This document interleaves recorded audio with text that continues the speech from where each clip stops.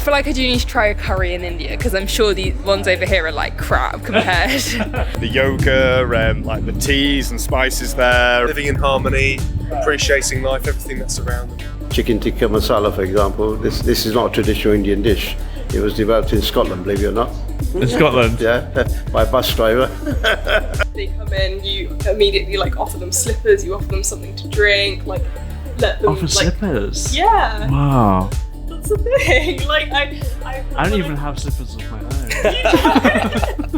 I think my introduction to Bollywood was through Slumdog Millionaire. They're very, very hospitable Indian people are. If you go into their homes, they'll very easily volunteer food for you, drink for you, tea for you, whatever you want. Yeah. Hiya, welcome to Easy English. This week, I want to know what Brits think about Indians. In Britain, we have a long-standing relationship with India and Indian culture, so I want to know how much do Brits actually know about India? Before we get started, if you're a fan of Easy English, then quickly subscribe below. This is Brits on Indians. Here we go.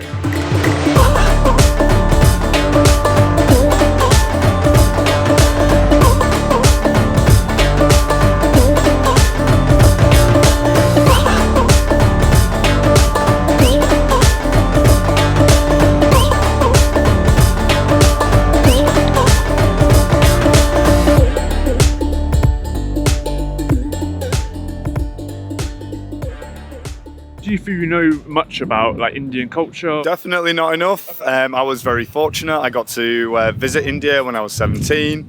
Went up to the Himalayas. I was in Delhi for a little bit, and it was one of the best experiences of my entire life. It was absolutely fantastic. Such a vibrant, beautiful place. So I do wish I knew more. I need to go back. Have you been to India?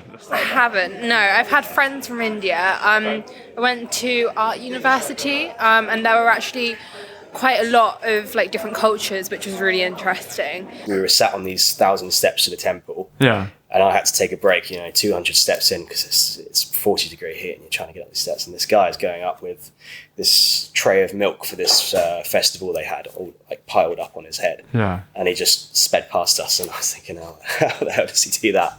Probably 3 or 4 times a day. When was the last time you went back to India? About 10 years ago. Okay. Do you have family out there? I've got cousins out there in India, in my hometown, or my parents' hometown, yeah, where they were born.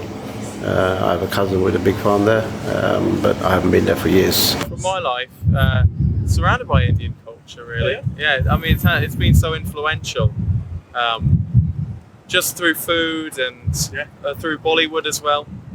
I think my introduction to Bollywood was through Slumdog Millionaire.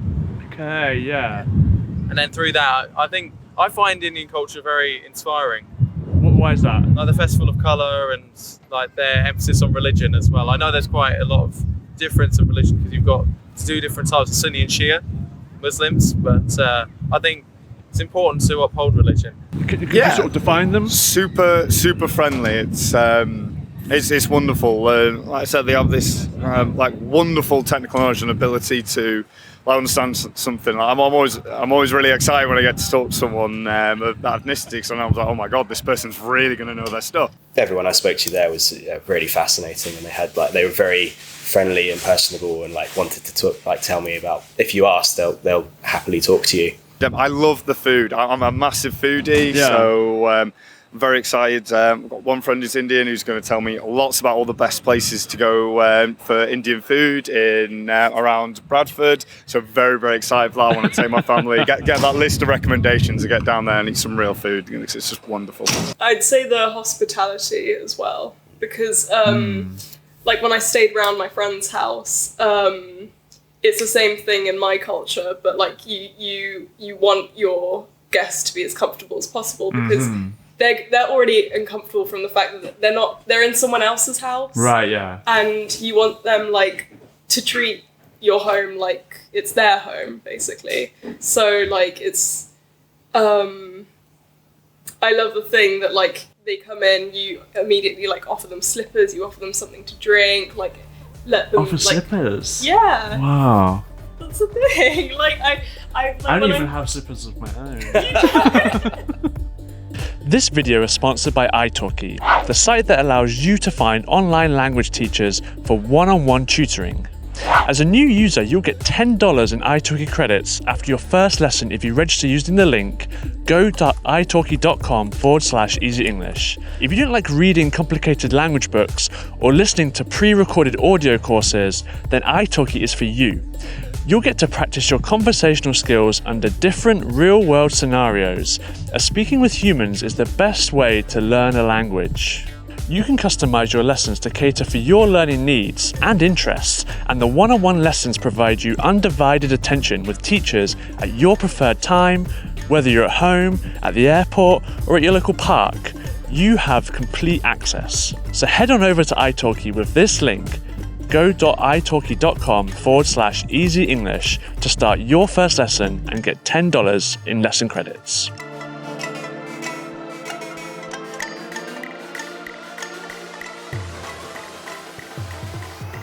I'm of Indian origin, Okay.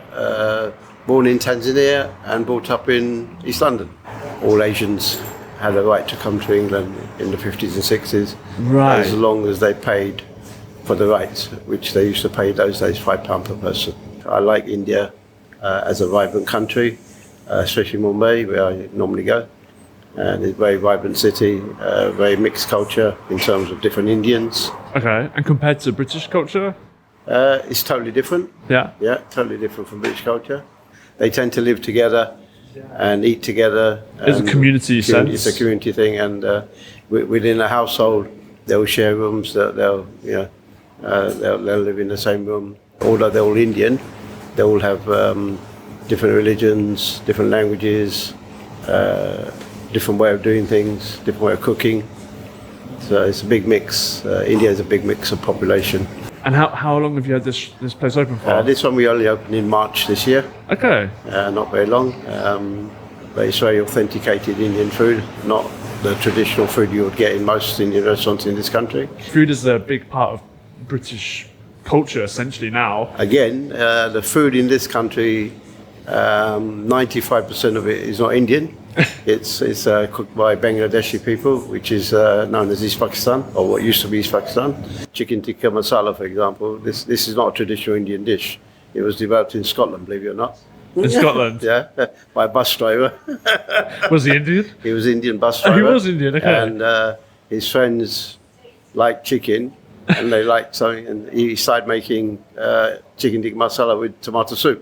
Our restaurant in particular here is very much authentic Indian, cooked by Indian chefs and very Indian food. What is a traditional Indian dish then? Things like Rogan Josh, biryani is very big. Rice is the biggest thing in India. I like a jalfrezi. Jalfrezi is Indian, yeah, Yes. yeah. Jalfrezi is very Indian. Again, in India, most people their basic diet is rice. How would someone, without going to India, get to experience real authentic Indian culture? Because there's enough in the UK, I imagine. There's enough. I think the best way to do it was if you had Indian friends and you went to their houses and you saw how they eat and live, you would experience very much Indian culture within people's houses. Are Indian people acceptant of British? Yeah, I think people? that, in this country, very much acceptance of British people. It's maybe the other way around.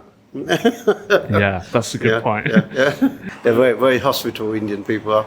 Amazing. If you go into their homes, they'll very easily volunteer food for you, drink for you, tea for you, whatever you want. Yeah. Incredible. Yeah. I'm kind of stumped when it comes to empirical history in terms of I could say about Roman empirical history, but I honestly have no idea. I've never learnt it. And why do you think that is? Why do you think it wasn't on the syllabus? I think it was a bit embarrassing for the British for a long time. White British people. So the East India Company went in there about 1750. British Empire took over 1850, and by 1950, Britain had taken £13 billion. And that's a conservative estimate, trillion pounds out of India. So really they kind of plundered it, took a lot of money out of it. And so it's probably been a bit embarrassing for Britain to come to terms with its history, its colonial relationship with India. And there's a bit of a guilt in teaching that. Oh yeah, massively. Is there anything you know about the empire, especially in its when it comes to India? Yeah, I mean, not really. I mean, I know a bit about Anglo-Saxons and things that I'm probably never going to use. I think it's a little bit to try and be as inoffensive as possible. Like if you learn the easy history as opposed to the stuff that, if you have to learn about the UK and its recent history, there's good parts and bad parts. Yeah, exactly. Yeah. And for a teacher, it's probably easier to not talk about any of it. Because they get in I'm trouble with the not parents. dissing teachers because they get it from above. They answer to someone, and then that someone goes, well, we could look at a curriculum that makes people think, or we could get a curriculum that makes people learn who the Egyptian pharaohs were. Yeah, we have a kind of colonial responsibility backpack, I tell my students, that we sort of could carry around, but some people just reject it and won't discuss it. Others talk about it a bit but are very defensive, and other people are like, yeah, we need to own this and and then move on. If you could theoretically take something from Indian culture, Indian people, and put it into British culture, British people, what's a big highlight that you take from that would improve British culture, British people? Maybe their emphasis on hospitality. They seem quite hospitable. They seem very hardworking as well as people. Good answer. They're very committed and dedicated. When you go to a restaurant and then you order food, it's everything. Even if you order it yourself, everything is for the table. You don't have to ask anyone. Everyone shares. I think it's emphasis on family. Yeah. So that family values. Family means everything to them. Living in harmony. Say again, sorry? Living in harmony, Okay. appreciating life, everything that's around them. Just the little things, just energy, the life, appreciating the little things, which is a big thing, which is a big part of Indian culture. Thanks for watching this week's episode. Let us know in the comments below your experience of India or of Indian culture. And as always, we'll see you next time. Ta-ra! India will probably eclipse the UK very soon, and might even eclipse the whole of Europe, given the pace of the growth and their Human Development Index in the last 5 years has gone from here to on par with Europe. Yeah. It's happened very, very quickly.